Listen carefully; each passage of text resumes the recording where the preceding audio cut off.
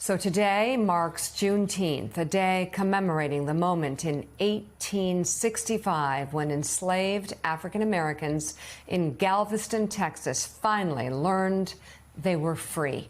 More than 2 years after President Abraham Lincoln signed the Emancipation Proclamation, Juneteenth was officially recognized as a federal holiday in 2021. Joining us now, President of the National Action Network, host of MSNBC's Politics Nation, Reverend Al Sharpton. Reverend, your thoughts this morning? Well, I think that as we are going to celebrate this holiday, we should also take a real measure of where we are. The fact of the matter is that those in Texas who were enslaved knew nothing about the Emancipation Proclamation, knew nothing about freedom, and those that were freed on that day of January 1st, 1863, that Lincoln signed, were in the Confederate States, not the free states. Those slaves in the free states weren't freed until the 13th Amendment.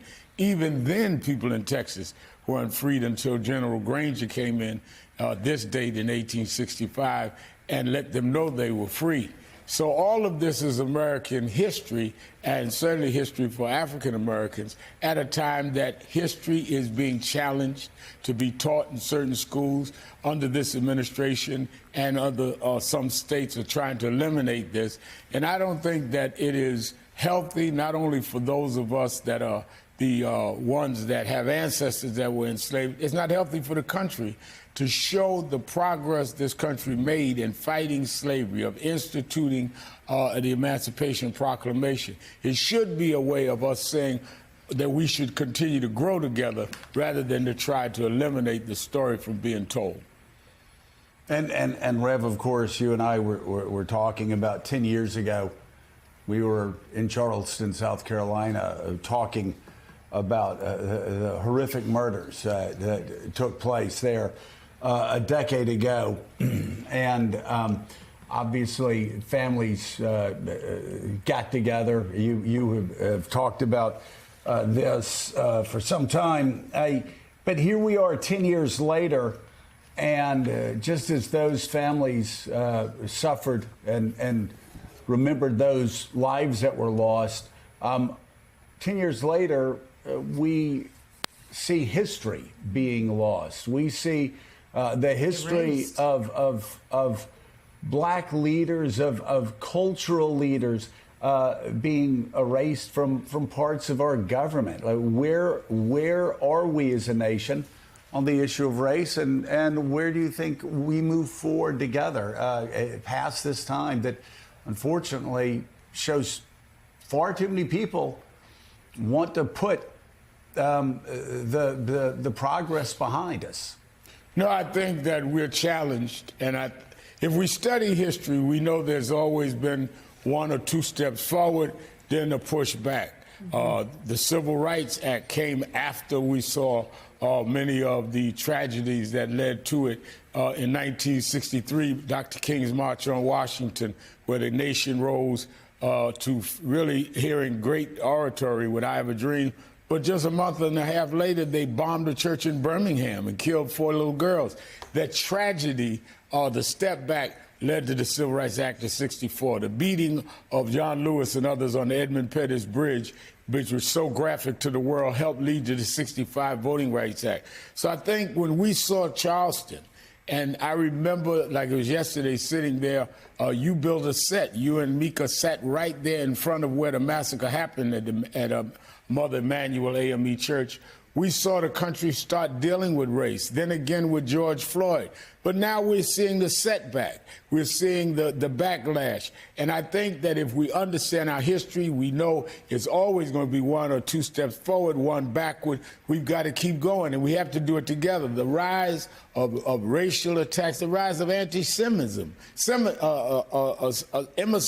anti-Semitism, as well as the murder. We're like, what, 2 weeks from 2 people being shot coming out of the Jewish Museum in Washington just for being Jewish.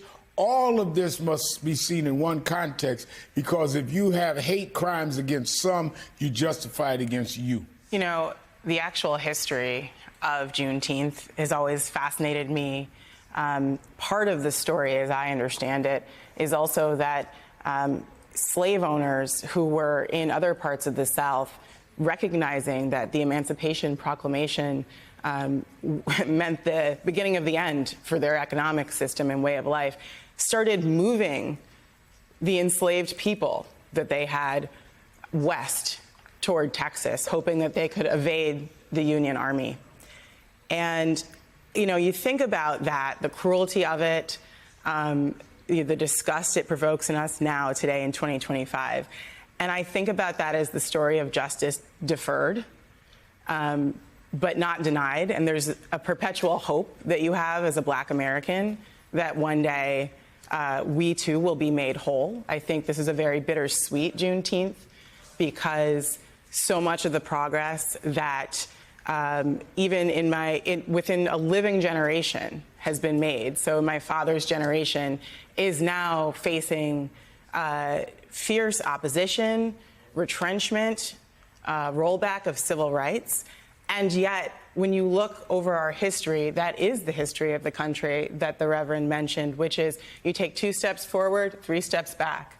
And, you know, part of what I'm so proud of is Black Americans' contribution to creating this country as a multiracial democracy, which is what the Civil Rights Movement was.